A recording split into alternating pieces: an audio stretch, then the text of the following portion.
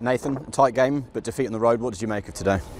A game of real tight margins, both sides, both honest, going at it. It's always going to be, probably the first goal be the big one and the vital one. One because of conditions, two because how both teams play.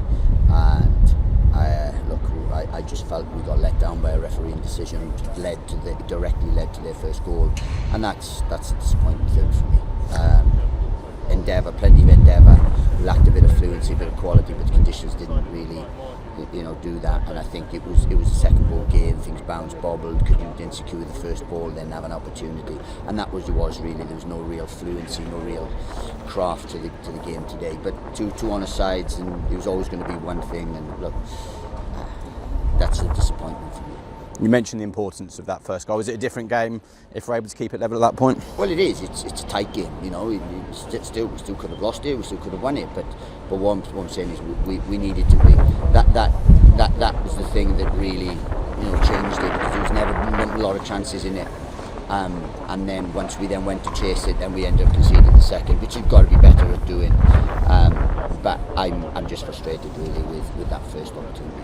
And you mentioned the decision in the build-up. You're right to just talk us through your view of that. Well, it's a clear one. Breezer heads it onto the back of, heads it onto their guy, goes out, and somehow inexplicably they give a throw in to Preston. Preston then throw it in, go down the left-hand side, cross it in, bit of a scramble, and they score. End of. The first defeat in 5. What positives can you take from today?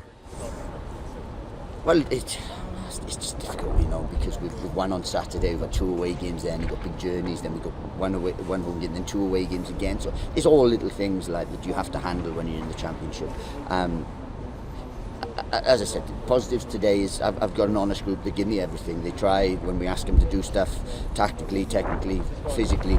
They do everything, they give me everything, and that's what we've got. But we're going into second international break, we're in the top half of the division, there's a positive there. But I just want us to take that next step to, if we'd won on Tuesday, we would have been third, if we top 6 and stuff.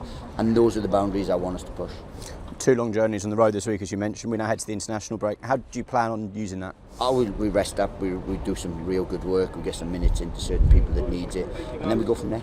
Looking forward to being back at the Valley for that game against Sheffield Wednesday? Yeah, look, that's 2 weeks away, so again we've got to dust ourselves down, we've got to make sure that we do everything right, and then we go into that in and look into, it's not so much bounce back, but then start another run again. And then just finally, 1,100 addicts here today, and they had some difficult journeys with the train issues as well. Well, just a word for them.